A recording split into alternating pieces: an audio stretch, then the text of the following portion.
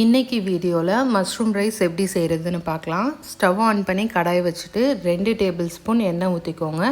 எண்ணெய் சூடானதும் கடுகு போட்டுக்கோங்க. 2 துண்டு பட்டை போட்டுக்கோங்க. பட்டை வந்து ஆப்ஷனல் தான், நான் ஃப்ளேவருக்காக சேர்த்துருக்கேன். சோம்பு போட்டுட்டு நறுக்குன ஒரு பெரிய வெங்காயம் 2 பச்சை மிளகாய் சேர்த்து வதக்கிடுங்க. வெங்காயம் நல்லா வதங்கினதும் 1 டேபிள் ஸ்பூன் இஞ்சி பூண்டு பேஸ்ட்டு போட்டு வதக்கிடுங்க. இப்போது 200 கிராம் காளானை சேர்த்துட்டு 1 நிமிஷம் வதக்கி விட்டுருங்க. அடுத்து 1/4 டீஸ்பூன் மஞ்சத்தூள் சேர்த்துக்கோங்க.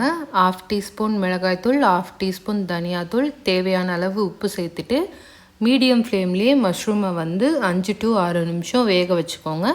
தண்ணி எதுவும் ஊற்ற தேவையில்ல, மஷ்ரூம்லேருந்தே நம்மளுக்கு தண்ணி வெளியில் வரும். இப்போது மஷ்ரூம் வெந்து ரெடி ஆகிடுச்சு. இந்த ஸ்டேஜில் 1/2 டீஸ்பூன் மிளகுத்தூள் சேர்த்துக்கோங்க. கொஞ்சமாக கொத்தமல்லி சேர்த்து கலந்து விட்டுருங்க.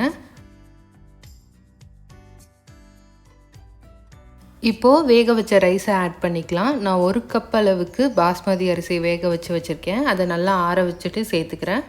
பாஸ்மதி ரைஸுக்கு பதிலாக வழக்கமாக நம்ம வீட்டில் செய்கிற சாதத்தை கூட சேர்த்து மிக்ஸ் பண்ணிக்கலாம். அதோட டேஸ்ட்டும் ரொம்ப நல்லாயிருக்கும்.